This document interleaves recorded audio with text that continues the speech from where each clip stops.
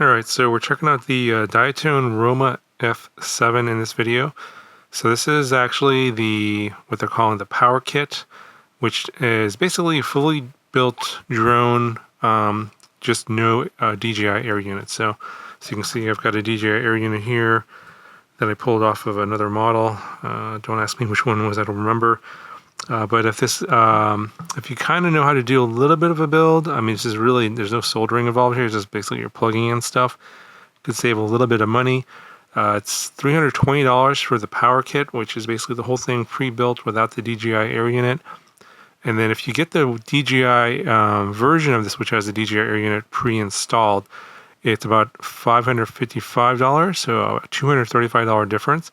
But the air unit, like as you see here, is going to cost you about $190. So if you don't have anything and you want to save about 45 bucks, get the power kit and follow the instructions in this video to install the air unit, which is going to be very easy. And you'll save about $45 over the fully built version with the air unit already installed. You can also get the power kit and install the analog system if you want. But I think it's actually a better deal to get the analog version with the analog camera and VTX already pre-installed, because I think it's $320 for this, and the analog version with everything already installed with the FPV system already installed is about $360. It's only like 40 bucks, so that's actually better to go that route because you're going to get basically a camera and VTX for less than the cost of the difference. Whereas if you go DJI, it actually costs you more to have the air unit pre-installed. So yeah, a little kind of wackiness there in terms of the pricing. Just wanted to get that out of the way. But you pretty much get everything that you get in the full system, just no air units. So if you have one of these already lying around, or if you perhaps crashed a drone that has one of these and the air unit works fine, which these are pretty much indestructible, then you can move it over to this guy. I'm just going to show you what comes in the box, which is probably what the full full DJI version is also going to come with as well. So start off with the props here. They're using the bi-bladed props here, these Gem Fan Flash 7042s. You get the GoPro mount here that is not installed on the drone yet, so you'll have to install that. And you get several battery straps. You get a complete kit of these gray colored, and these aren't 3D printed, they're injection molded plastic parts. So I guess you can call them a spare set of the ones that are on here. They're these teal colored ones, just sort of like a bluish green color. Or if you don't like these, you can swap them out for the gray color instead, but basically these are kind of like spares. So this version here with the power kit does come with an extra TPU part here in the back for the GPS. And you have some connectors here. I think this is for an air unit. And then you have their Mamba branded antennas. These are the left-hand circular polarized. These are a little bit longer than the ones that come on the air unit. So here's the air unit. That's a stock one. So these are just a tad bit longer.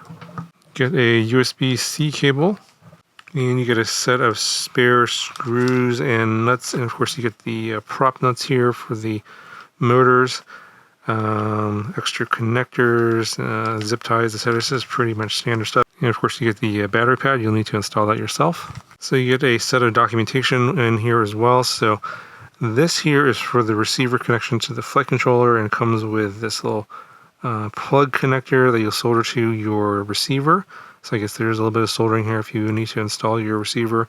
For those of you that have the DJI V1 controller, you can just bind it to the air unit and fly it with that. So in that case, there would be no soldering. But if you're using Crossfire or something else, you solder it up and then plug that into the plug that's on there. I'll show you that here in a second. There's a diagram on how to wire that up. You have some diagrams on the stack here. So it comes with the DJI F722MK2 flight controller, and it shows all the UARTs, and I believe here are all the specs. Wiring diagram on the other side if you want to see where to plug stuff in. And you see the air unit here. There's going to be a plug that goes right here. I believe that's the one that's included over there I showed you earlier. Just basically plug in on one in the air unit, one to the flight controller, and you're done. This is the ESC. This is looks like a 65 amp. Yeah, bursting to 75 amp, 3 to 6S, 32-bit ESC, so this is a pretty nice one. PWM from 24 to 128K. So pretty good ESC on this one. And you get a little documentation on the actual frame itself, all the little parts that come with it. So if you guys are just interested in the frame sells for about $80. Okay, so we'll take a look at the drone itself here and talk a little about the frame. So you get 6mm arms. These are obviously for 7-inch props. So 6mm thick. If you're familiar with the Roma series, they're all kind of the same. I think going from the F5, now 6, they have an F6 now, and now an F7. So they all have a squished X geometry, so it's a little bit closer together, front to back, a little bit wider apart side to side. But it's not a dead cat like you'll see in some other 7-inch ones like the Chimera 7. So on your FPV feed, you're going to be seeing some props in view, but probably you're not going to see props in view on your GoPro. They're recommending about a 28-degree camera tilt, and in that case, that's probably not going to show any props. Got a bunch of stickers here. So these little ones here show you which way you should install the props. So obviously the motor's going to be spinning this way, and this one here, this motor's spinning this way. And you want to make sure you install your props appropriately. So there's some warning stickers here where the battery pad's going to go. So you can probably pull those off and read that, pull those off, and then put your battery pad on. You have another sticker here this is for the receiver connection, and it shows it's on UART1. You got your XD60 connector here, and it's got a little piece that's holding it to the frame, and you got another sticker. So this one here is a 6S setup, and it's 6S because the motor here is a 2808 1100 kV motor. So it's a pretty low kV, but this is an interesting stator size. Most of the other 7-inch ones are going to be around 2806.5. So this is a taller stator, but a lower kV typically. Those other ones are usually about 1300 kV. I've heard that this motor is actually going to give you a little bit more flight time for the same size battery, I heard, because it's able to carry extra weight no problem. So behind the little plastic cover you can pull off if here are these standoffs. There's another sticker over the USB port, so it's basically another warning saying don't bother changing the settings because they've already put a PID tune on here. Alright, so to get the air unit installed should be fairly straightforward. You're going to pop off these 8 screws on the top plate, and the top plate will come off, and then the air unit is going to go into this TPU printed part right here. So it should be pretty straightforward, and then you screw the camera into the camera mount right there. And I believe these M2x4 screws that were included in the bag with the air unit antennas, these are the ones you're going to want to use.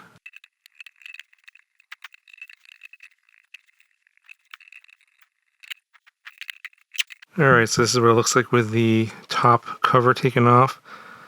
It should be pretty straightforward. So this is the cable that was included with the antennas. And you're just going to plug that in here like so. You're going to plug in the other end here. It's going to go into this air unit over here. Actually, I think this other plug here is probably the same that came off this other model. I'm going to use the one that Diatone sent just in case the wiring order is different.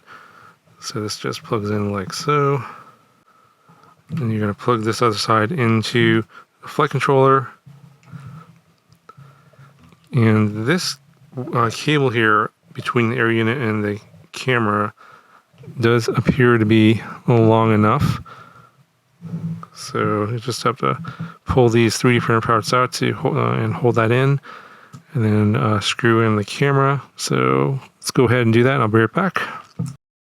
Okay, so getting the air unit into this 3D printer part's a little bit tricky. I ran the GPS wires under the air unit and then the connector to the air unit above the air unit. And then I did not use this is a 3D printer part that goes to the top plate that's supposed to hold the antennas in place, but because of the heat shrink on these antennas and basically there's not enough room to bend the antennas to fit this piece. I'm not really sure how they did that on the DJI version that has the air unit already pre-installed, so I kind of gave up on this little piece. So I'm not going to do that. So instead I'm just going to have the antennas plugged in and ready into the air unit.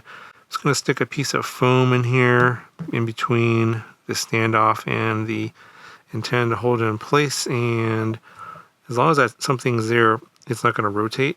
So that'll basically, a little piece of foam will keep that in place and it won't pop off.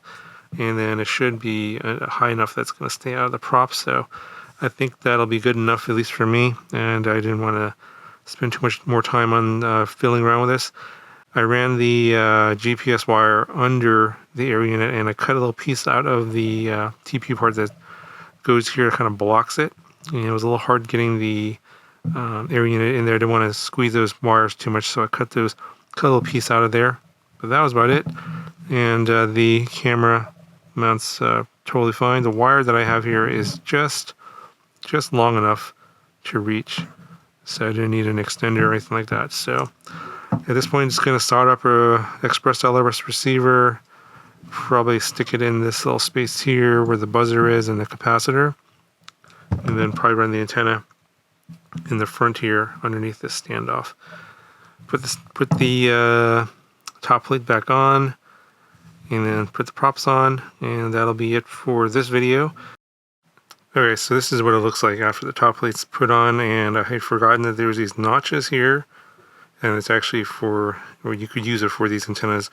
I'm actually not using the holes in this 3D printed part though. I just put that back in there, and it seems like it's going to work out okay. I guess we'll find out. Antennas don't seem to be moving around, and they do seem to be pretty secure in the notches in the top plate. Got the receiver in there. It's buried under the top plate right there, and have my antenna zip tie to the front standoff.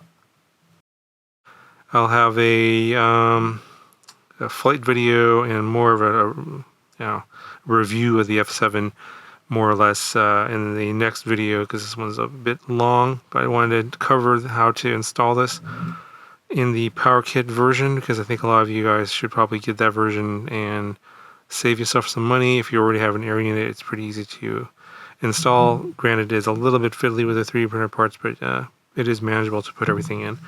Okay, that's going to do it for this one. Talk to you guys later.